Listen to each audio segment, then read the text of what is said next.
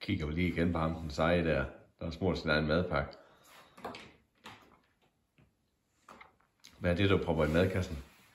Æbler. Har du siddet og skåret dem? Ja. Er det bedre størrelse end dem far han laver? Ja. Meget bedre.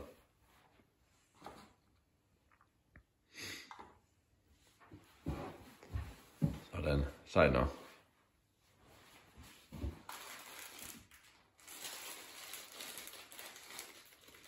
Og klokken er 6 om morgenen, og vi er i gang med at smage madpakker. Sådan. Så er vi i gang. 2 timer til 2 timer. Eller vi skal køre Hvornår er det, vi kører? om en halv time.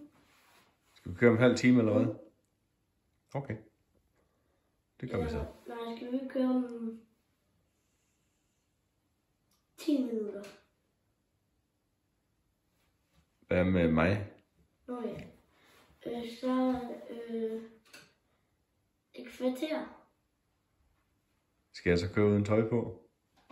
Okay. Så 20 minutter. Du er en hård chef, hva'? Får jeg kun 20 minutter til at gøre mig klar så? Nej, du får en halv time. En halv time. Okay. Godt. Det er en aftale.